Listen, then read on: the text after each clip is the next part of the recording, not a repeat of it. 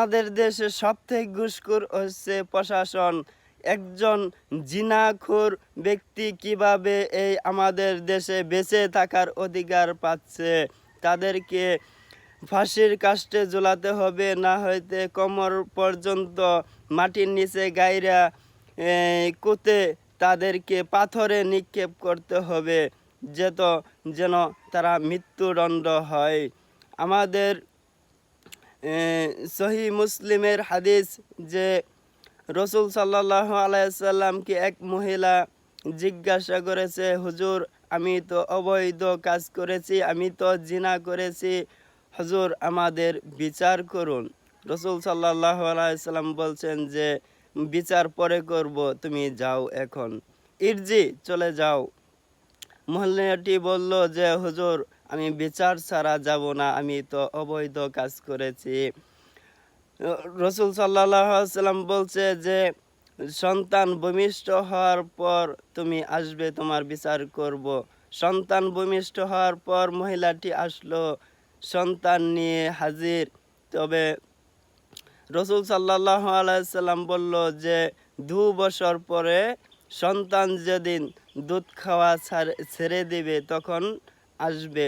সন্তান দুধ খাওয়া ছেড়ে দেওয়ার পর মহিলাটি আসলো। আসার পর রসুল সাল্লাল্লাহু আলাইহি সাল্লাম সাহাবীগণদেরকে বলছেন যে তোমরা এদেরকে কোমরপর্যন্ত কুতে পাথরে নিক্ষেপ করে মৃত্যুদণ্ড দাও।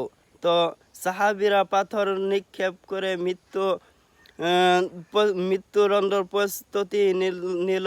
হঠাৎ এক সাহাবী এমন জোরে মুখের মাঝে পাথর মেরেছে, রক্ত ছিটে সাহাবীগণদের মুখের উপরে আসছে। সাহাবীরা বলল যে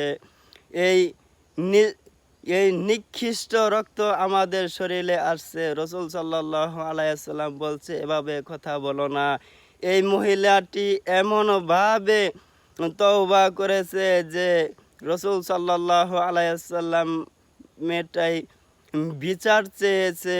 যদি রসুল সাল্লাল্লাহু আলাইহি সাল্লাম যদি এই তওবার বিনিময়ে তাদের জান্নাতের এই সুপারিশ করতে পারত, তাহলে রসুল সাল্লাল্লাহু আলাইহি সাল্লামও তার জান্নাত অথবা জাহান্নামের সম্বন্ধে কিছু বলতে পারে নাই। তাই এই জিনাখোরদের বিচার করতে হবে, মাটির নিচে কোমরপর্যন্ত কুতে পাথরে নিক্ষেপ করতে হবে।